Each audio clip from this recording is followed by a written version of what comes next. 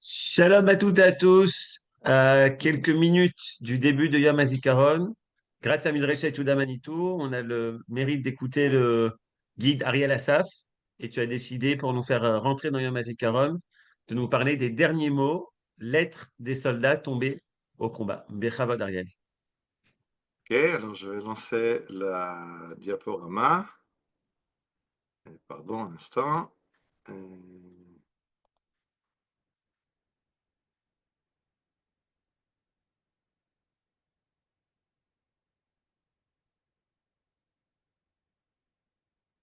voilà, on y est. Bien, alors bonsoir tout le monde.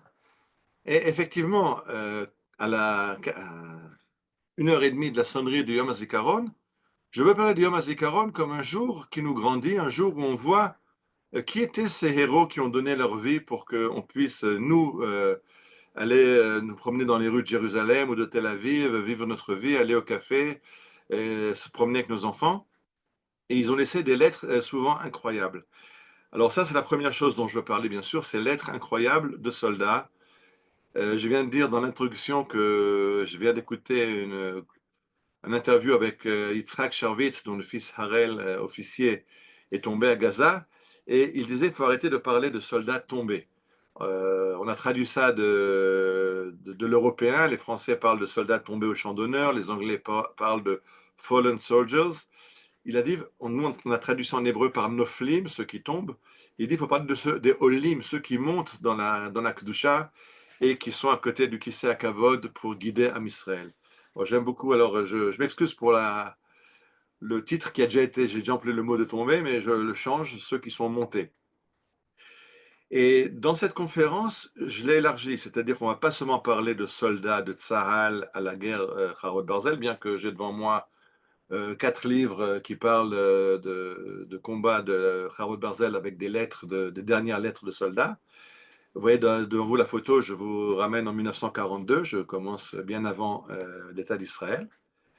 Je vais parler des lettres, des dernières lettres qu'ils ont laissées. Je vais parler aussi de qui ils étaient avant d'écrire sa dernière lettre. Et je vais parler un petit peu, quelques mots après, de qu'est-ce que nous faisons pour les garder vivants parmi nous. Et je commence une dette d'honneur par Marianne Cohn. Marianne Cohn, qui est une réfugiée, une jeune réfugiée d'Allemagne qui fuit le nazisme, se réfugie en France. Et en France, elle rejoint la résistance. Et dans le cadre de la résistance, elle va conduire des convois d'enfants vers la Suisse.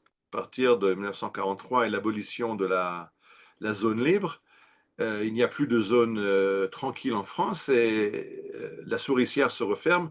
Il y a une échappatoire, c'est la Suisse. La Suisse donne le droit d'asile, mais uniquement aux enfants, aux femmes avec enfants. Il y a des limites très claires.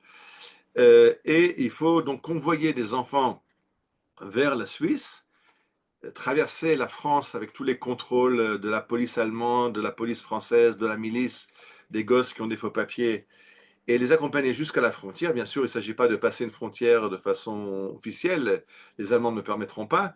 Il s'agit d'arriver près de la frontière, et là, des passeurs feront passer la frontière aux enfants, et elle repart chercher son prochain convoi.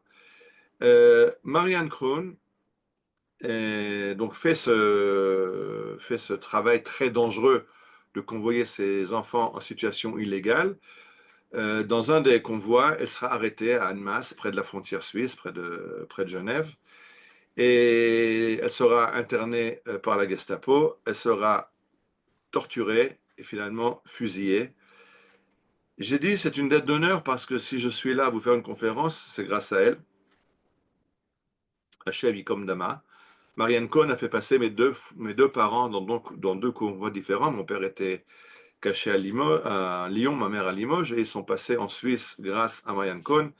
Elle, dans un des convois, a été arrêtée et a été, comme je l'ai dit, assassinée. Elle a d'ailleurs remplacé une jeune fille qui faisait ça avant elle, Mila Racine, qui elle aussi a été arrêtée. Et Mila Racine n'a pas été fusillée sur place, elle a été transférée au camp de Ravensbrück où elle était tuée par un bombardement des Alliés vers la fin de la guerre. Elle non plus n'a pas survécu. Alors, quelle est la lettre de Marianne Cohn? Eh ben, Marianne Cohn, je vous ai dit, elle est internée dans la prison à Annemasse. Elle est torturée pour qu'elle donne les noms du réseau, qu'elle livre ses amis. Et elle a écrit une dernière lettre, bien sûr, pas une lettre officielle, pas une lettre qu'elle a envoyée par la poste, mais elle a gravé sa lettre sur les murs de la prison. Et voilà ce qu'elle a inscrit. Bon, elle a inscrit ça sur les murs de la prison. Je trahirai demain, pas aujourd'hui. Aujourd'hui, arrachez-moi les ongles. Je ne trahirai pas. Vous ne savez pas le bout de mon courage. Moi, je sais. Vous êtes 5 mains dures avec des bagues. Vous avez au pied des chaussures avec des clous. Je trahirai demain, pas aujourd'hui, demain. Il me faut la nuit pour me résoudre. Il ne faut pas moins d'une nuit pour renier, pour abjurer, pour trahir, pour renier ses amis, pour abjurer le pain et le vin, pour trahir la vie, pour mourir. Je trahirai demain, pas aujourd'hui.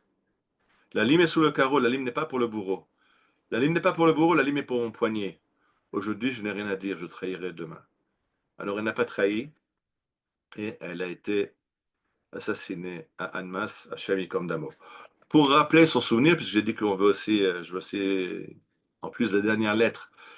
Qu'est-ce qui nous rappelle la personne aujourd'hui? Alors, tout d'abord, il y a l'excellent livre de Magali Catorza qui est sorti il y a 2 ans, 3 ans, qui raconte l'histoire de Marianne Cohn. Et à droite, un jardin à sa mémoire. Il y a aussi une école à Annemasse qui porte son nom. Pour se rappeler, vous voyez, ce jardin créé par ses amis et compagnons de lutte est dédié à la mémoire de Marianne Cohn, 1922-1944, héroïne de la résistance juive en France.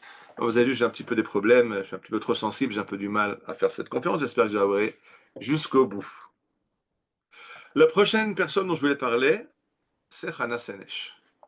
Hana Senesh, elle n'est pas née en Allemagne, elle est née à Budapest en Hongrie, dans une famille libérale qui est très très hongroise. Son père, Béla Senesh, est un écrivain, est un journaliste hongrois. Lui, il est décédé quand Hana était encore très jeune. Et c'est sa mère, Katrina Senesh, qui l'éduque. Et elle va rencontrer l'antisémitisme à Budapest. Alors, l'antisémitisme va faire réveiller sa fibre juive, elle va commencer à poser des questions, c'est quoi être juif? Et elle va rejoindre les cercles sionistes. Elle a tout de suite voulu partir en Israël déjà à 14 ans, ses parents n'ont pas, sa mère ne lui a pas permis, après l'école. Et quand elle finit l'école, en 1939, elle monte en Israël. Elle étudie l'agriculture dans l'école de Hannah Meisel. C'est l'école de Nahalal qui a formé les agricultrices. Enfin, au début du sionisme, on était très macho, c'est-à-dire que, bien sûr, on a créé le kibbutz, le moshav, et donc on veut créer l'homme juif nouveau qui n'est plus le juif du shtetl, penché sur sa machine à coudre de Schneider, de couturier ou le cordonnier, mais on veut un homme juif avec des muscles bronzés par le soleil qui travaille dans les champs, mais ça c'est pour les garçons. Les femmes, elles ont un travail tout tracé. C'est d'être à la buanderie pour laver les habits, c'est d'être à la cuisine pour préparer le repas des Chaverim. Et Hannah Meisel décide de fonder une école qui va former les filles aussi au travail de l'agriculture. Alors c'est vrai qu'en Israël, il fait très chaud, le terrain est très rocailleux et c'est très difficile. Donc elle va essayer de leur apprendre à faire des potagers, à élever des oiseaux de basse-cour, à traire les vaches, à s'occuper d'apiculture, des métiers qui sont un peu moins physiques, mais de façon à être elles aussi des femmes nouvelles, comme les garçons qui veulent être des hommes nouveaux, d'être des femmes nouvelles qui font de l'agriculture, et ne se cantonnent pas aux métiers traditionnels des femmes dans la société. Et donc, de là, elle va aller au kibbutz, elle va rejoindre le kibbutz de Sdot Yam, près de Césarée. Et en 1943, elle se porte volontaire pour rejoindre les rangs de l'armée anglaise. Il faut se rappeler que l'armée anglaise est la seule armée en Europe qui se bat contre les Allemands, puisque... Non, 43, il y a déjà les Russes, pardon. Au début, il n'y avait pas... en 1940, fin 40-41, les Russes sont alliés de l'Allemagne jusqu'à l'opération Barbarossa en juin 41. La France a bravement capitulé, comme tous les pays européens, depuis la Norvège jusqu'au Balkan, en passant par la Belgique, la Grèce, etc. Les États-Unis sont dans l'isolationnisme, et en fait, le seul pays qui se bat contre les Allemands, ce sont les Anglais. Et donc, Ben Gurion décide qu'on arrête la guerre contre les Anglais. On a beaucoup contre les Anglais parce que même pendant la Shoah, ils continuent à fermer les portes d'Eretz Israël. Mais c'est le seul pays qui se bat encore contre l'Allemagne. Et donc, 30 000 Juifs d'Eretz Israël vont rejoindre l'armée anglaise. Hana Senesh en fait partie. Les Anglais vont créer une force de commando qui va s'appeler Plugot Mahatz, ou en hébreu, en raccourci, en acronyme Palmach. Le Palmach a été fondé par les Anglais. Et dans le cadre de ce Palmach, ils fondent une section de parachutistes destinée à être parachutés derrière les lignes allemandes. Le but, c'est d'amener les codes à la résistance dans les pays occupés, mais ils ont un deuxième rôle qui leur est donné par l'agence juive, de faire le lien avec les communautés juives et de les prévenir du massacre imminent, puisque quand elle part en mission en mars 1944, c'est la Shoah des Juifs de Hongrie n'a pas encore commencé. Ils se sentaient protégés par l'amiral Horthy. Et un des buts était de leur dire ne montez pas dans les trains, ce que va leur dire Kastner, qui va lier partie avec le diable. Ou, comme disent d'autres, il n'a pas fait de pacte avec le diable, c'était le diable lui-même, puisqu'il a dit aux Juifs de Budapest montez dans les trains, vous allez dans les camps de travail, il n'y a pas de problème. Il a essayé de calmer les Juifs. En contrepartie, il a reçu un train, là, le train de Kastner, pour sauver ses proches, mais il a en fait endormi les Juifs de Hongrie qui n'ont pas compris où ils allaient en montant dans les trains qui allaient vers les fameux camps de travail. Hana Senesh a été trahie, elle a été arrêtée, elle a été torturée. Pour la faire craquer, ils ont amené sa mère, Katrina, pour essayer de faire craquer Hana Senesh. Elle ne craque pas et elle sera condamnée à mort et fusillée à Budapest. Elle a écrit une dernière lettre quand elle est dans l'avion qui l'amène vers la Hongrie, enfin, elle va sauter en Slovaquie, pardon, Yougoslavie. Euh, et elle écrit une dernière lettre. On le sait parce que les pilotes de l'avion témoignent que jusqu'au dernier moment, elle est en train d'écrire une lettre. J'essaie de retrouver la lettre, je ne l'ai pas retrouvée pour la conférence. Je l'ai quelque part, je crois. Je ne sais pas si on l'a ou si je l'ai. J'en ai une fois parlé, donc il faut que je cherche. Je n'ai pas réussi à la trouver, donc la dernière lettre. Mais ce n'est pas obligé d'être la dernière lettre. On peut donner une lettre qui est peut-être pas la dernière, mais qui est restée le testament de Hana Senesh, que en Israël, il est enseigné dans les écoles. Cette lettre, où Hana Senesh dit Ashrei Hagafrur Shenisraf Vehitzit Levavot, heureuse l'allumette qui a brûlé, mais en brûlant, elle a allumé des grandes flammes. Ashrei Haleava Sheba'ara Besitre Levavot, heureuse la flamme qui a brûlé au secret des cœurs. Ashrei Halevavot She'adu Lachdol Bechavod, heureux les cœurs qui ont su cesser de battre dans l'honneur. Ashrei Hagafrur She'nisraf Vehitzit Levavot, heureux l'allumette qui a brûlé, mais a allumé des cœurs. Là, il y a une autre version que ce qui est marqué. Et elle écrit ça à Serdice dans le camp d'entraînement où elle se prépare à sa mission. Alors, c'est peut-être pas la dernière lettre, mais c'est un dernier message. Et je pense que le message le plus connu, parce que Ashrei Gafour a aussi été mis en musique, et il y a un chant, mais je vous mets une chanson de Hana Senesh qui est plus connue, qui est aussi un message d'espoir qu'elle nous a laissé.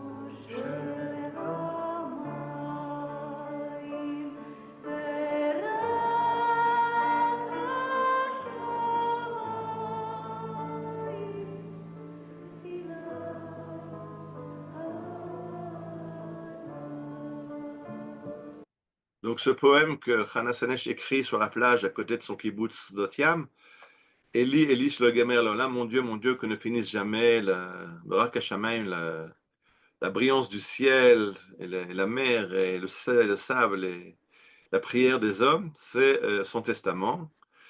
Donc c'est peut-être aussi la dernière lettre, même si ce n'est pas la dernière de façon chronologique, mais c'est la lettre qui nous est restée de Hannah Senesh, que tout le monde connaît en Israël et aussi en dehors d'Israël. Alors, qu'est-ce qui nous reste aujourd'hui de Hannah Senesh? Ben, il nous reste sa tombe qu'on peut visiter au mont Herzl à Jérusalem. Vous la voyez à gauche, c'est le carré. En fait, c'est pas le carré, c'est le cercle des parachutistes. C'est un carré, on appelle ça en français un carré, mais c'est en cercle. Et vous voyez les parachutistes, on a 3 parachutistes dont on a reçu les corps, donc Hannah Senesh ici, et à côté d'elle, Chaviva Reich et Raphaël Reiss, et encore 4 autres parachutistes dont on n'a pas reçu les corps, et donc il y a juste une plaque commémorative, c'est en forme de V, vous voyez la forme du V, le V de la victoire, de Victory de Churchill.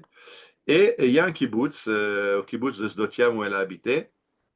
Il y a d'abord un kibbutz Yad Hana qui porte son nom, et au kibbutz où elle a habité, à Sdotiam, il y a un musée Hana Senesh avec cette statue qui était aussi d'abord à Budapest.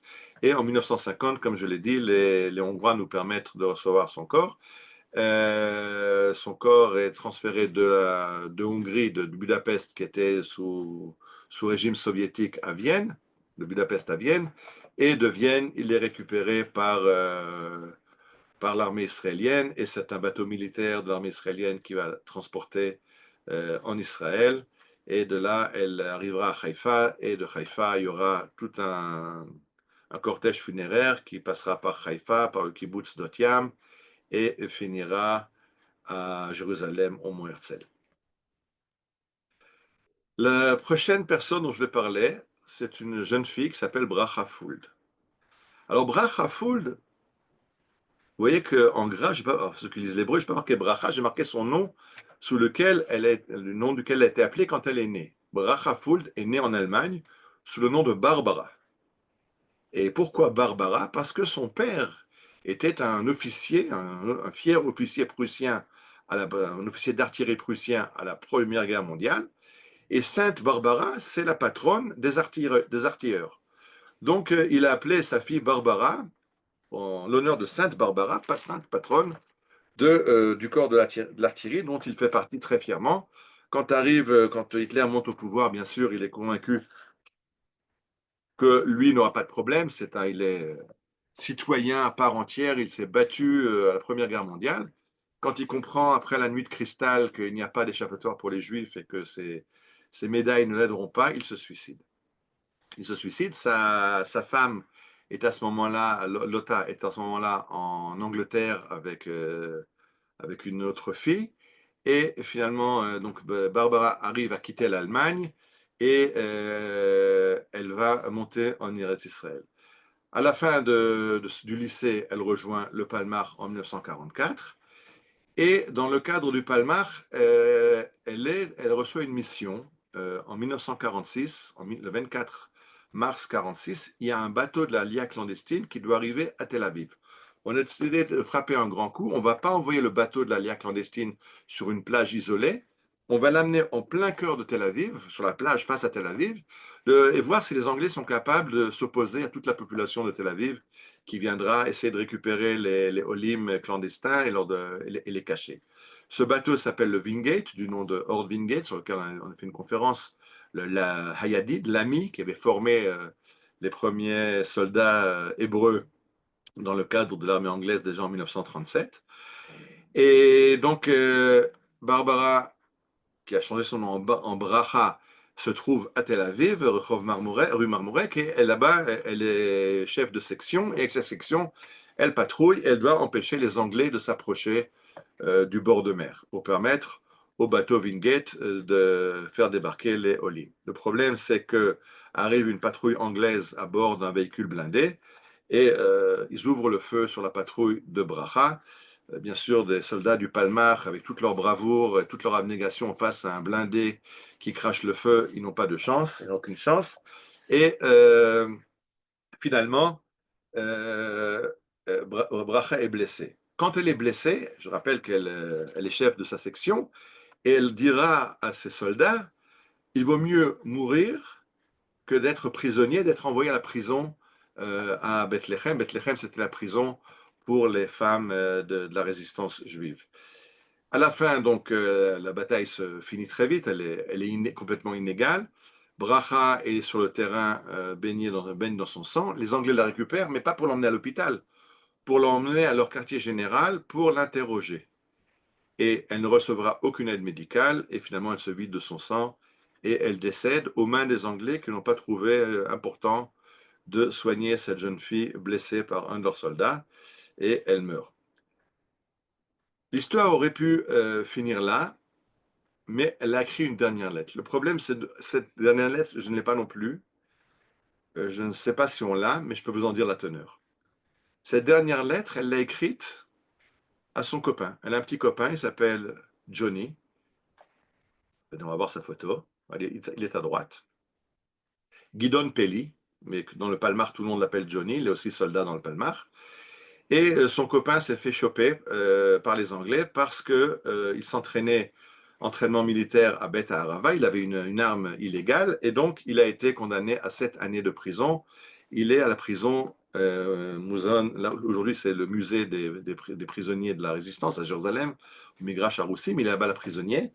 Et il reçoit une lettre, la dernière lettre de Bracha, qui lui dit après-demain, mardi, je viens te rendre visite à la prison. C'était le jour, ils avaient droit une fois par mois à une visite de la famille, et elle lui annonce qu'elle va donc venir. Donc la dernière lettre de Bracha n'est pas une lettre qui raconte, qui donne un message au peuple d'Israël, c'est une lettre d'amour à son fiancé, à son petit copain, je viendrai te rendre visite. Le problème, c'est que Guidon Pelli, Johnny l'attend, et elle ne vient pas.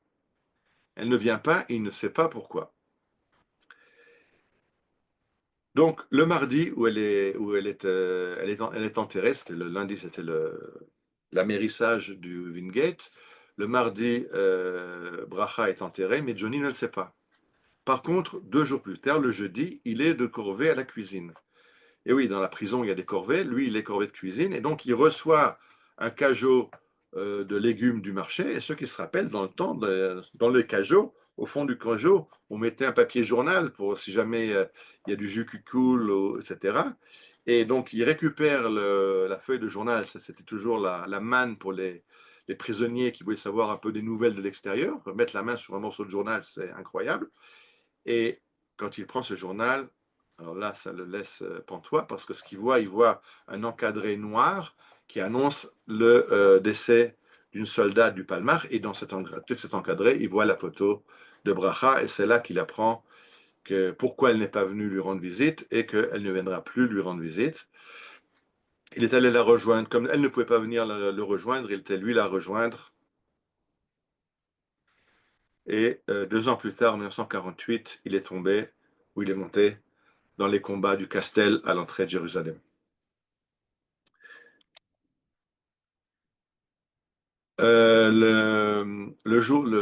L'écrivain israélien Nathan Alterman, qui écrit dans le journal, il a une page qui s'appelle La Tour Hachvi, la 7e colonne, qui est en fait des poèmes sur la situation. Et c'est vraiment une mine d'or historique. Alors d'abord à gauche, vous avez un livre qui raconte l'histoire de Brachafould. À droite, vous avez un bateau de la Aliyah clandestine qui va venir plus tard, qui prendra le nom de Brachafould, de la même façon qu'elle était tuée dans l'aile Wingate, la nuit où le bateau Wingate devait accoster. Il y aura un autre bateau qui s'appellera le bateau Brachafould, qui arrivera en Eretz Israël.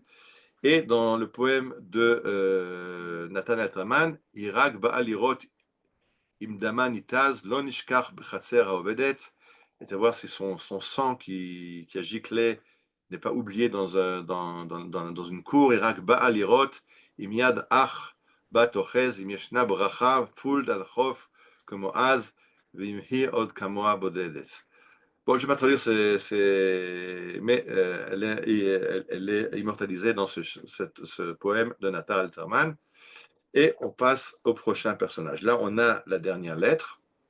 Les 2 personnages que vous voyez sont Moshe Barazani et Meir Feinstein.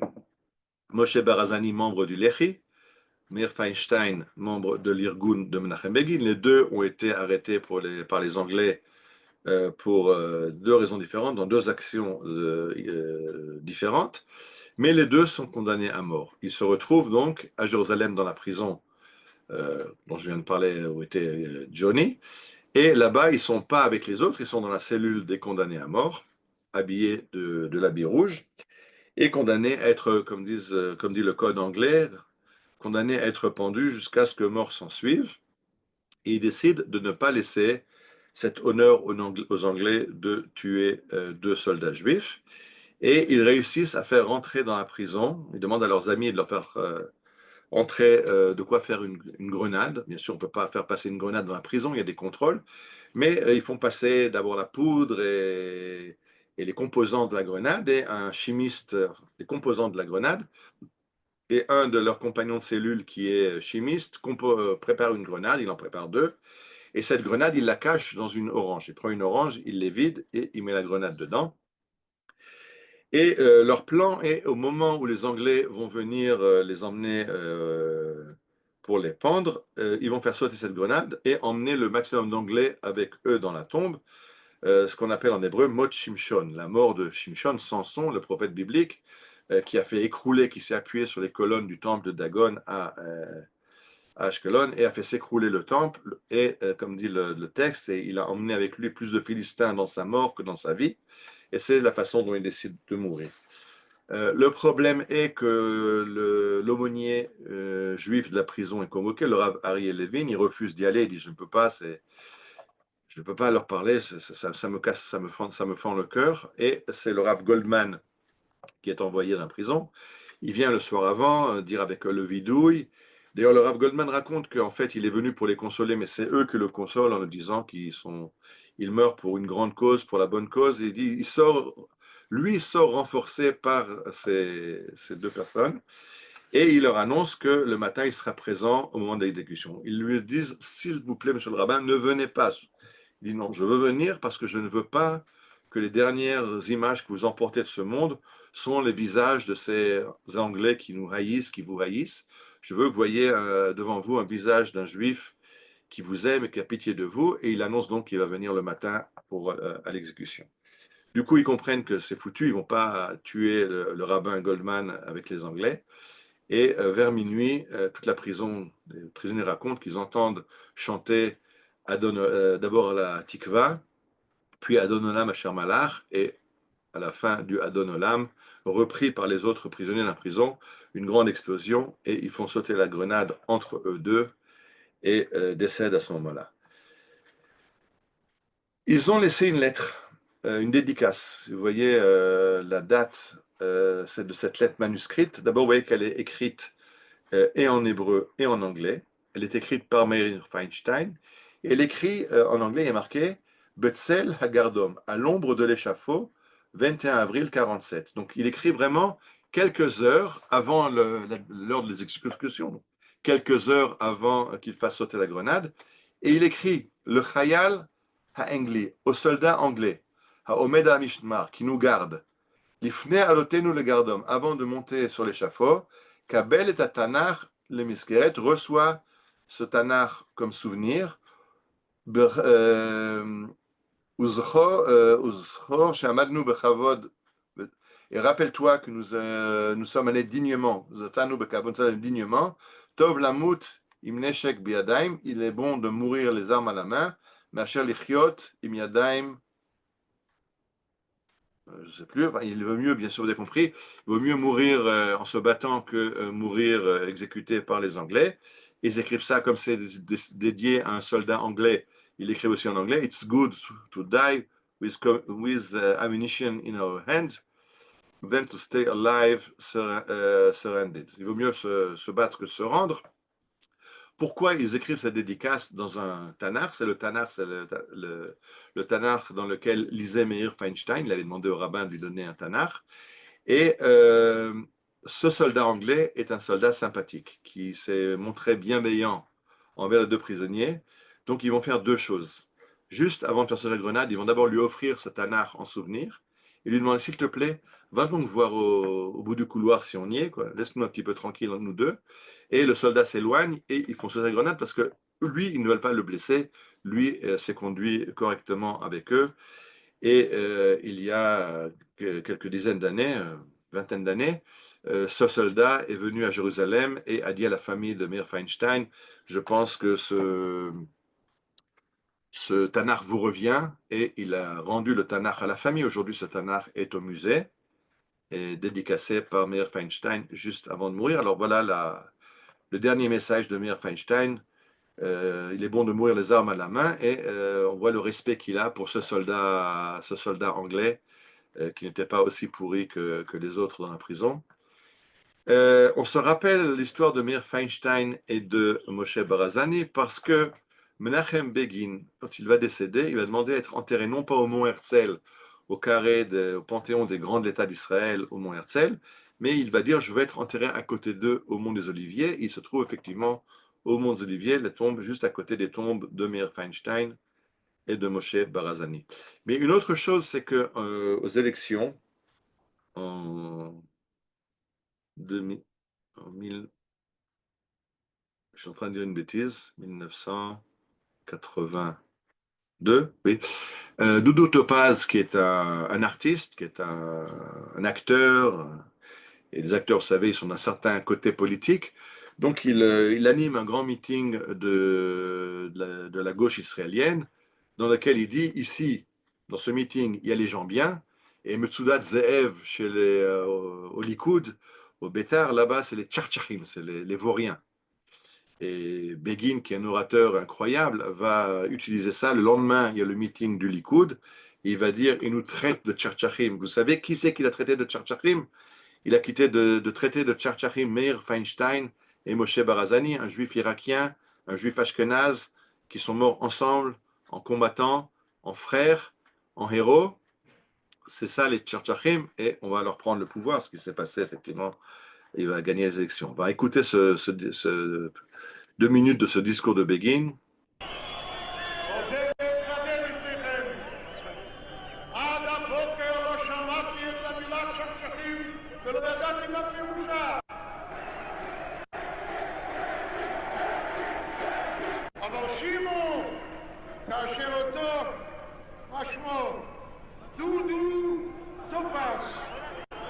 Ira et Doudou Topaz.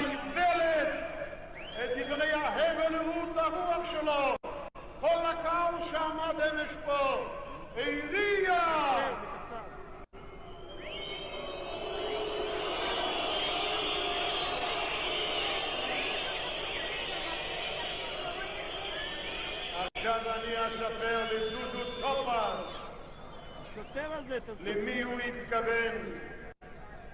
בני עדות המזרח שלנו היו לוחמים גיבורים גם במחתרת.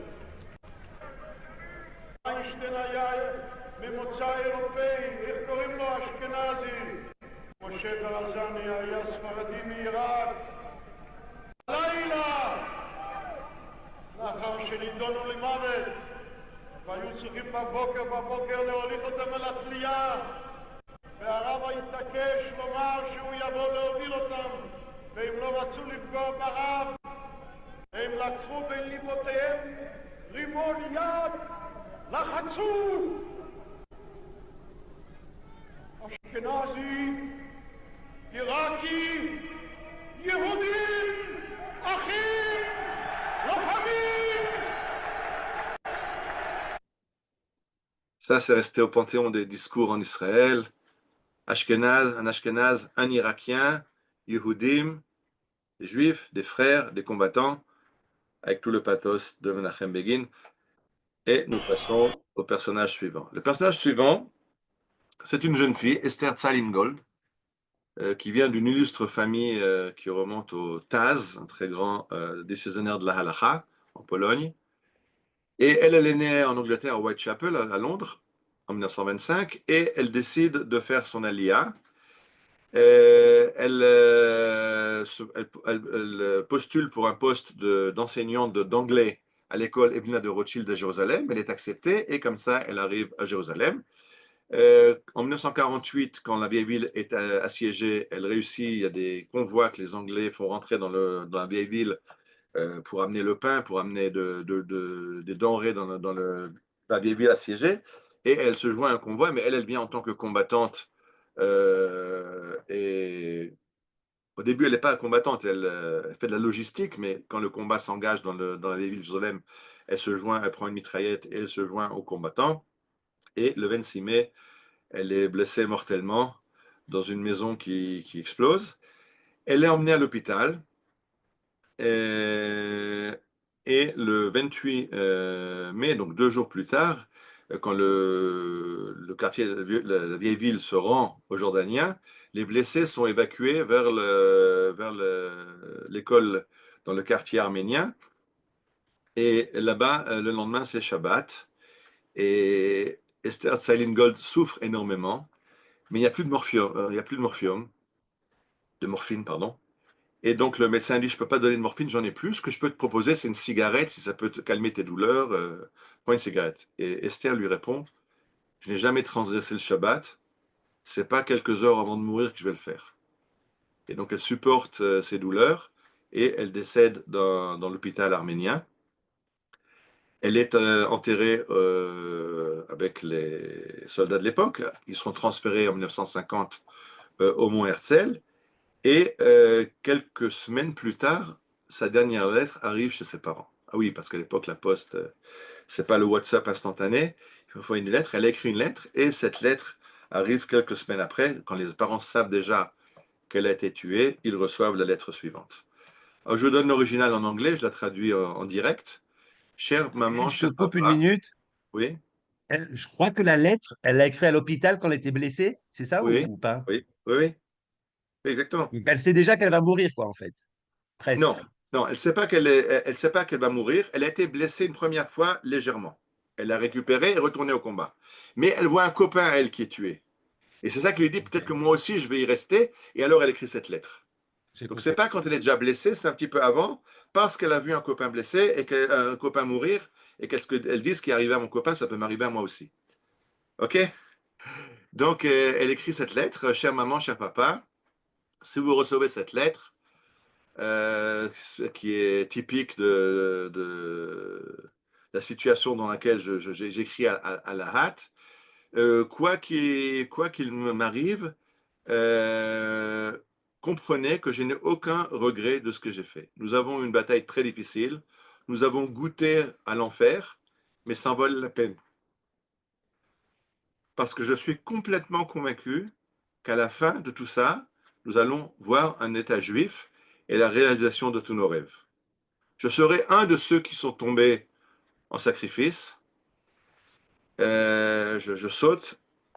Ne croyez pas que j'ai pris des risques inconsidérés, mais on n'a pas le choix. On est très peu nombreux et il faut faire des choses dangereuses. Je saute encore un petit peu. Ayev, là, j'ai vécu ma vie complètement, même si c'était très bref. Et je pense que c'est la meilleure façon de vivre sa vie. Short and sweet, courte mais douce. C'est très doux d'être ici dans notre pays. Profitez bien de ma sœur Mimi, de son beau-frère Asher. Euh, et soyez sans regret. Et alors moi aussi, je serai heureuse. Je me rappelle de vous avec amour, etc. Et j'espère que vous viendrez un jour et vous pourrez profiter du fruit pour lequel nous nous battons maintenant, l'État d'Israël, bien sûr, avec amour, shalom, litraot, Esther Tselingold. Esther est donc décédée de ses blessures dans la ville de Jérusalem, en laissant cette lettre incroyable. Aujourd'hui, il y a une forêt qui porte son nom, il y a un Esther, dans la forêt du kibbutz Lavi. Le kibbutz Lavi a été fondé par des juifs qui sont venus d'Angleterre, donc c'est pour ça qu'ils ont choisi à côté de chez eux de mettre une forêt en son nom. Il y a une bourse à la Yeshivat Kotel et encore d'autres endroits du souvenir. Je continue avec Uri Ilan. Uri Ilan est un soldat de Golani qui est membre, qui a grandi au kibbutz à Gan Shmuel et il participe à l'opération Tsar Tsar, une opération en Syrie Je rappelle que la Syrie, c'est pas aujourd'hui la Syrie d'aujourd'hui. Aujourd'hui, ça allait presque aux portes de Damas. À l'époque, la Syrie, c'est jusqu'au bord du Kinneret. On n'a pas encore le Golan. Et dans l'opération Tsar, l'opération Criquet, le but, c'était de remplacer un système d'écoute des lignes téléphoniques. Il y avait un système d'écoute branché sur les lignes téléphoniques des Syriens, et puis il y avait une panne, il fallait changer ou changer les piles ou changer l'appareil d'écoute. Il y a une section de soldats qui est partie là-bas. Ils ont été trouvés par les Syriens. Il y a eu un bref combat et finalement, ils ont été emmenés prisonniers à Kounetra sur le Golan et de là à Damas. À Damas, ils les ont mis chacun dans un cachot séparé et ils ont commencé les interrogatoires. Et il faut comprendre, pour comprendre ce que c'est à l'époque, aujourd'hui on parle, qu'est-ce qu'il faut faire pour libérer des otages? Est-ce qu'il faut céder à toutes les demandes du Hamas? Ou est-ce qu'il faut faire la guerre à outrance et mettre le Hamas à genoux pour que c'est lui qui nous supplie de reprendre nos otages? À l'époque, en 1954, le ministre de la Défense, Pinchas Lavon, enjoint au général en chef, qui est Moshe Dayan, de détourner un avion militaire syrien pour avoir des prisonniers à échanger contre nos soldats de prisonniers. Dayan, comme Dayan, il ne va pas se casser la tête, il ne va pas chercher un avion militaire syrien. Il prend le premier avion civil syrien qui vole un peu trop près de l'Israël. Il le force à atterrir à l'aéroport de Lod, il n'y a pas encore Ben Gurion. Et une fois qu'il a des prisonniers, il va au gouvernement, voilà, on a des prisonniers pour l'échange, mais le Premier ministre, à l'époque, Moshe Sharet, demande de renvoyer l'avion en Syrie. Il dit, nous ne sommes pas des pirates, nous on ne se conduit pas comme ça, on se conduit comme des gens bien, et on ne va pas prendre des civils qu'on a pris dans un acte de piraterie pour les échanger contre des soldats, et il refuse. Et à la différence aujourd'hui du Mater Hatoufim qui veut mettre les familles des otages qui mettent l'État à genoux pour ramener les 59 otages, la mère de Uri Ilan, qui avait été précédemment membre de la Knesset, soutient le gouvernement et dit « je comprends et c'est normal ». Mais alors arrivent des organisations internationales qui connaissent sa mère, puisque c'est une membre de la Knesset, c'est quelqu'un de connu, et ils lui proposent d'œuvrer pour libérer Uri, pardon. Et Uri sa maman aura cette réponse de nouveau incroyable aujourd'hui. D'accord, mais à condition que vous œuvrez pour libérer tous les prisonniers. Pas seulement ceux qui ont une nationalité française, comme demande Macron, ou seulement ceux qui ont une nationalité américaine, comme demande Trump. Vous libérez mon fils, mais avec tous les autres. Il n'y a pas de privilège pour Uri Ilan. Maintenant, ce qui se passe, c'est que, comme j'expliquais, il se vise des interrogatoires et Uri Ilan, les Syriens lui racontent que ses copains ont déjà craqué, ça ne sert à rien qu'ils s'entêtent parce que de toute façon les secrets ils les connaissent et il ne sait pas vraiment ce qui se passe parce que j'ai expliqué qu'ils les ont isolés, mais de peur de craquer sous la torture, ils décident de se suicider. Et quand les prisonniers seront échangés, finalement, il y aura un échange de prisonniers contre des prisonniers syriens, et quand on recevra Ilan, on trouvera sa dernière lettre qui est dans ses habits. Il a écrit, en poinçonnant des trous de lettres, et il a écrit la chose suivante. Kvar hargu et kulam, ils ont déjà tué tous les autres. J'attends d'être jugé, je ne sais pas ce qui se passe vraiment. Enterrez-moi à côté de Gabi au kibbutz Gan Shmuel. D'ailleurs, il enterre à côté de Gabi à Gan Shmuel, c'était son copain d'enfance. Ils vont me tuer, vengez-moi. Donc, ça, c'est le message qu'on trouvait, mais entre un autre message, dans lequel il y a comme ça 9 petits messages qu'il a réussi à coudre à l'intérieur de ses habits. Et dans un de ces messages, il y a marqué « Lo bagati itabadti ». Je n'ai pas trahi, je me suis suicidé. Rappelons-nous Marianne Cohn au départ, je trahirai demain, pas aujourd'hui. Et Uri Ilan, qui comprend qu'il est en train de craquer, décide de mettre fin à ses jours et de ne pas trahir. Et finalement, il sera échangé et enterré dans son kibbutz de Givat, de Gan Shmuel. Aujourd'hui, il y a un chemin de promenade, Shvil Uri Ilan, en Galilée, dans la région où il habitait, la région où il aimait se promener. Shvil Uri Ilan, on peut se promener sur les traces de Uri Ilan. Le prochain personnage, vous êtes encore avec moi, là, j'espère que je ne me fatigue pas trop. C'est un soldat qui a combattu à Jérusalem pendant la guerre des 6 jours, Givat HaTachmoshet, le combat, Givat HaTachmoshet, le grand combat pour la libération de Jérusalem. Pardon. Ophir Feininger, qui est déjà marié, je crois qu'il a un enfant, je ne me rappelle plus. En tout cas, il a laissé une lettre qui n'est pas la lettre qu'il écrit juste avant de tomber, parce que lui, quand il est mobilisé dans la période qui précède la guerre des 6 jours, il croit qu'il n'y aura pas la guerre.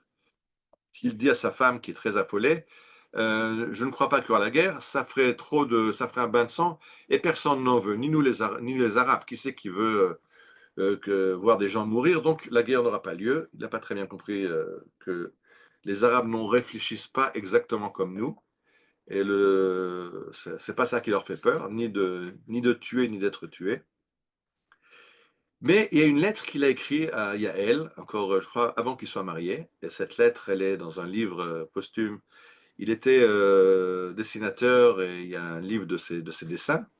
Dessinateur pas professionnel. Il dessinait son âme. Ani kotev elaich, mishum she'en adam ba'olam hazeh she'uchal lomar lo et asher mitrachesh bi ka'et. Je t'écris à toi parce que je pense que personne d'autre n'est capable de comprendre ce qui m'arrive. Il s'agit du Yom HaShoah. Yom HaShoah, dans les années 60, c'était encore avant le procès Eichmann. En Israël, on a du mal avec ces juifs qui se sont laissés conduire comme des moutons à l'abattoir, mais lui est quelqu'un de sensible et il a mal au cœur quand il lit tout ce qu'il lit sur la Shoah. Et il écrit la chose suivante. Ani margish, je ressens. Ki mitor kol hazvot v'choser onim tzomach v'oleh bikoach atzum liot chazak.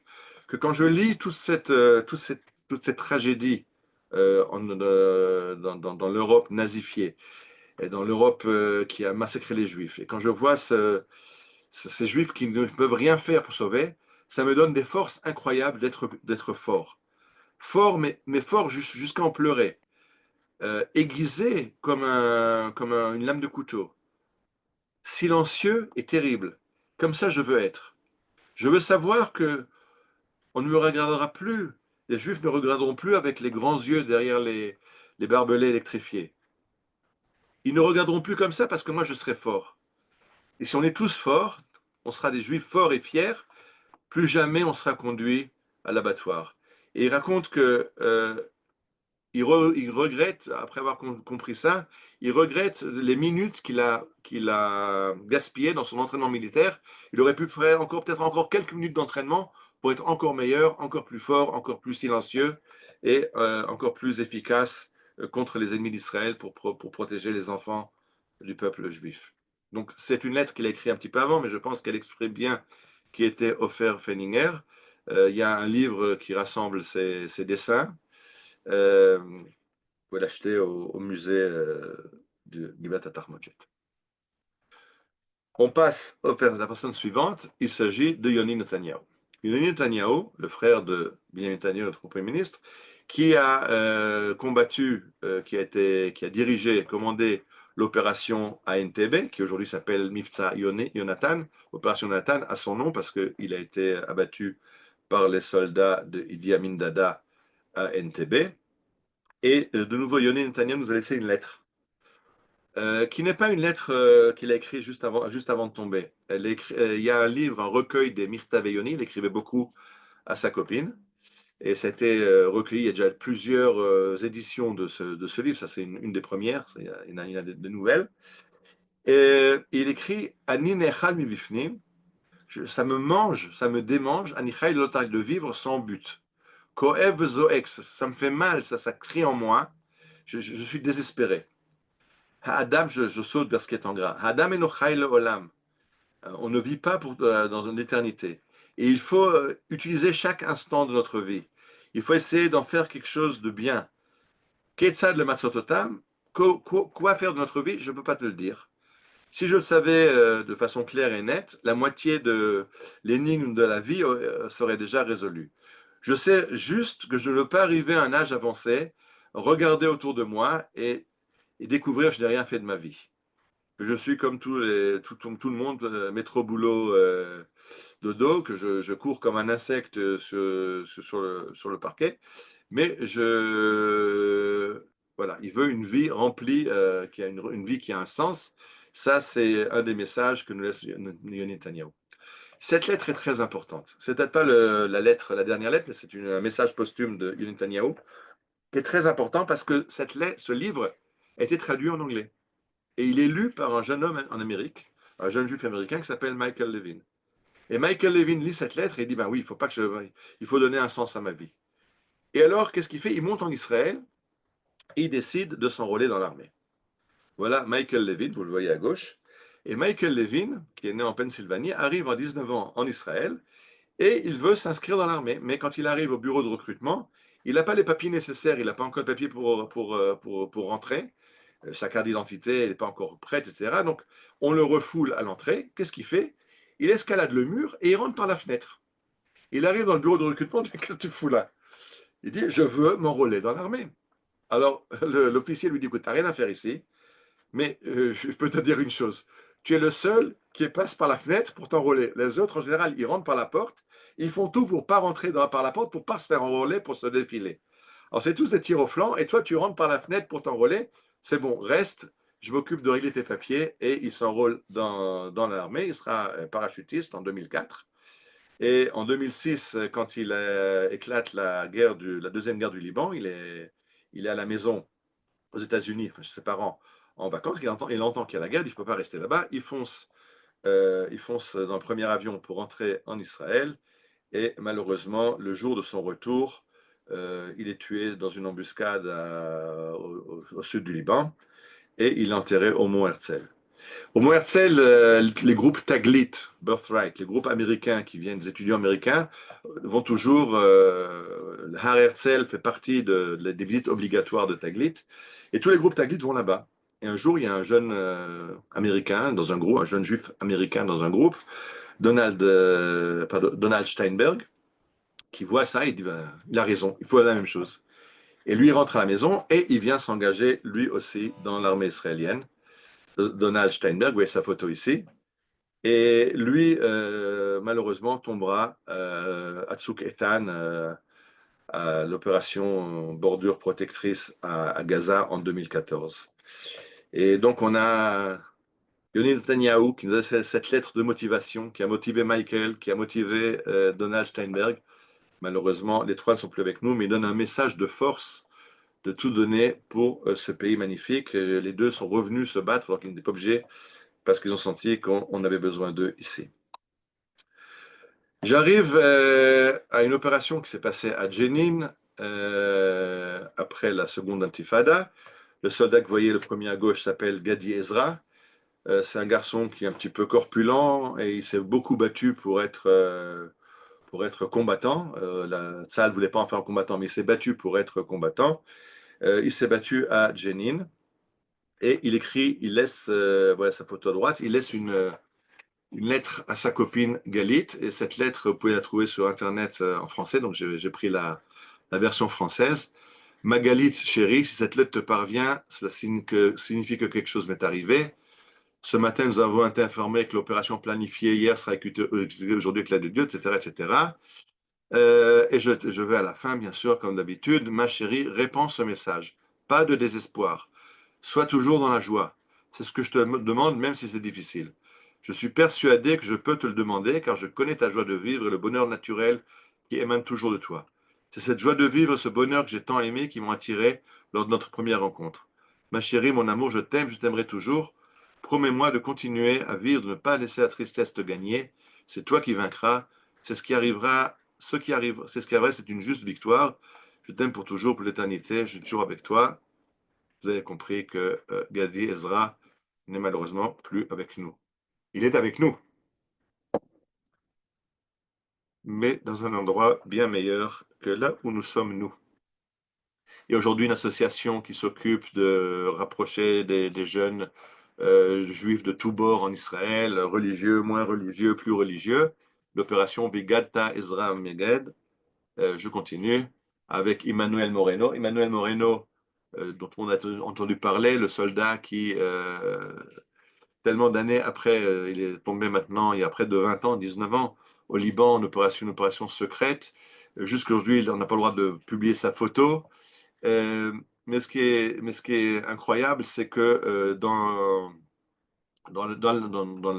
l'hélicoptère, il demande à son copain une question, il pose à son copain une question. Qu'est-ce que tu ferais si tu sais qu'il te reste 5 secondes à vivre? Son copain le regarde, il reste 5 secondes, qu'est-ce que tu veux que je fasse dans 5 secondes qui restent à vivre? Et Emmanuel Moreno va lui répondre, ben, tu vas dire Shema Israël, c'est ce que lui a fait.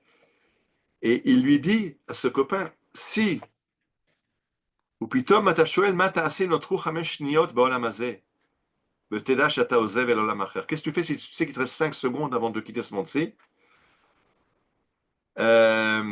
ואתה הסתכל, alors il raconte l'histoire, c'est son copain qui raconte l'histoire, il dit, לחשוב במקומך שמע ישראל, שמע ישראל, où est-ce qu'il le dit? בלילה ההוא במסוק שוב עולה רוח של קיץ מתעקש להישאר משמעות החיים. מה שאתה דורש, אני חושב, הכל נחתם מלמעלה. Bon, je m'excuse, je suis déjà embrouillé, je vais trop vite et je suis fatigué. En fait, ce que Emmanuel Moreno dit à son copain, si tu ne sais pas quoi faire dans les 5 secondes qui te restent, c'est que les 20 ans que tu as vécu avant n'ont aucune signification. Si ta vie a une signification, les 5 secondes qui te restent ont aussi une signification. Et il a lu bien sûr le Shema Israël, et aujourd'hui ça a été mis en musique. On n'a plus tellement le temps. Ceux qui veulent la chanson, vous cherchez le chant sur Internet. 5 shniyot lichiyot, 5 secondes pour vivre. J'espère que vous me pardonnez de glisser encore quelques minutes, mais je vais quand même arriver à l'opération actuelle, la guerre Harvot Barzel.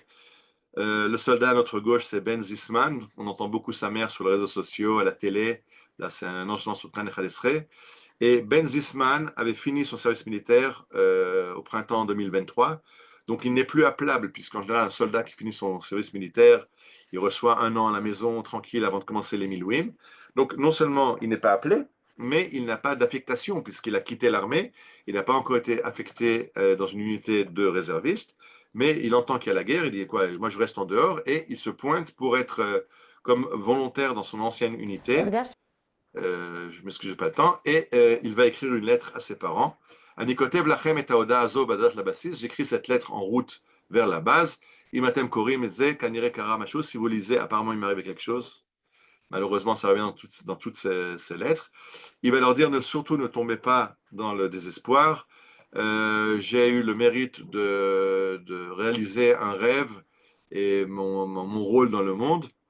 Et sachez que je vous regarde d'en haut, je souris d'un grand sourire. Apparemment, j'ai rencontré Pépé et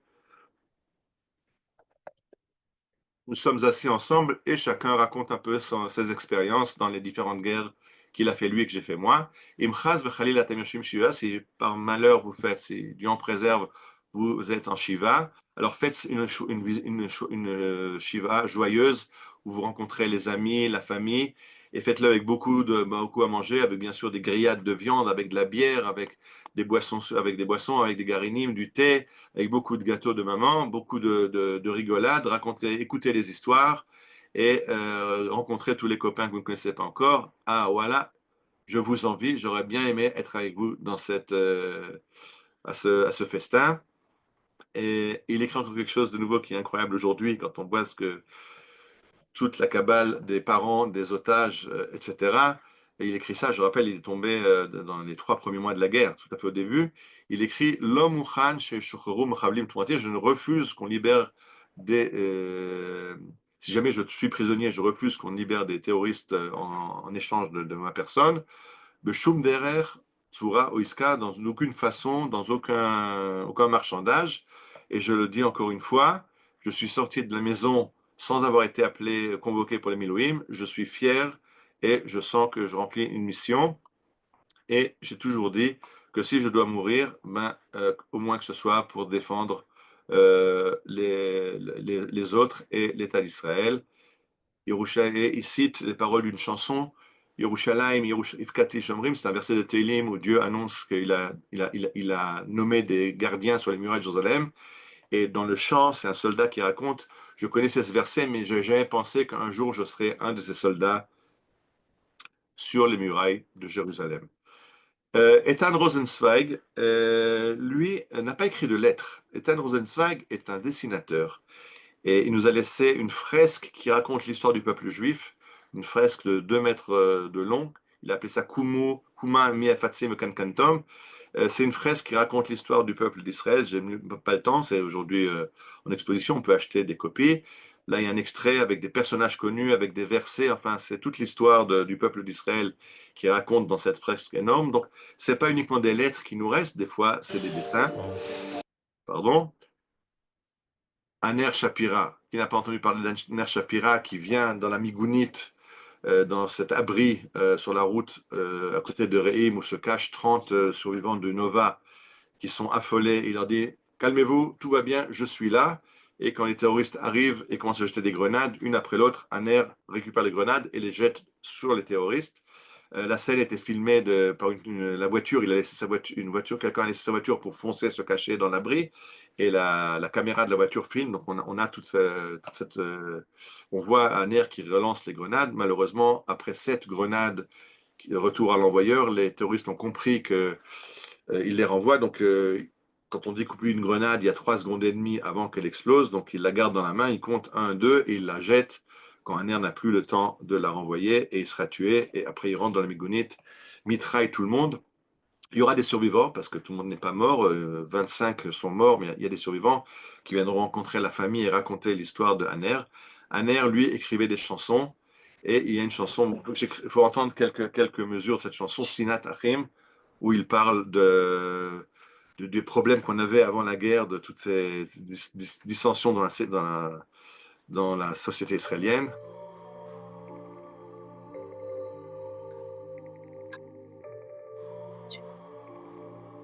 Bon, vous l'écouterez sur internet, Sinat Achim. היום אני נלחם נגד שנאת אחים, היום אני נלחם נגד שנאת אחים ואחיות, אנחנו לא חיות, אבל תנו לנו לחיות, שנאת אחים.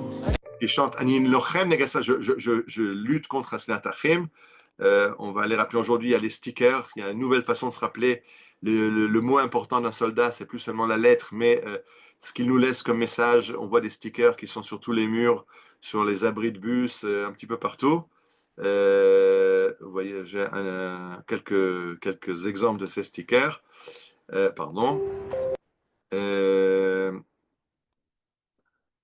Et je termine avec Yehuda Bachar.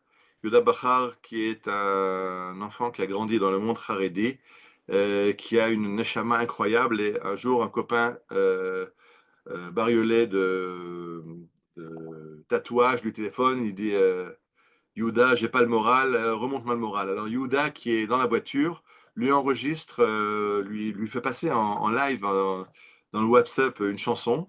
Et donc c'est dans le téléphone de son copain. Et je pense que on va garder ça comme dernier message, le message de Yehuda Bachar.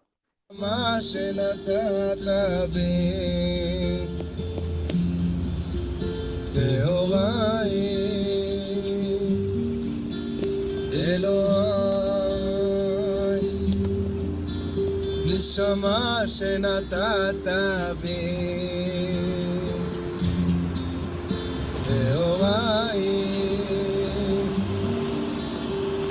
אתה בראתו אתה יצרת אתה נפחת בי ואתה משמרה בקרבי ואתה עתיד לתלה ממני Donc c'est un verset de la prière qui a été mis en musique par le groupe Alma. Et vous voyez, il est en train de rouler et il a écrit ça comme message pour donner du courage à son copain. Elohai neshama shenatavi Torah, mon Dieu, l'âme que tu m'as mis en moi, elle est pure. Dieu la protège. Un jour il la prendra, mais il me la rendra au moment de la résurrection. Yehuda Bachar a été assassiné à Nova, au festival Nova, à Reim. Je pense que ce message qui nous laisse est incroyable. Elohai, Neshamash Natatavi Tehorahi. Et avec cette chanson, j'arrête cette conférence. Où est-ce qu'on arrête? Ici. Voilà, si vous voulez ouvrir le micro, je ne sais pas si c'est possible, je vais vérifier. Voilà, maintenant vous pouvez ouvrir le micro.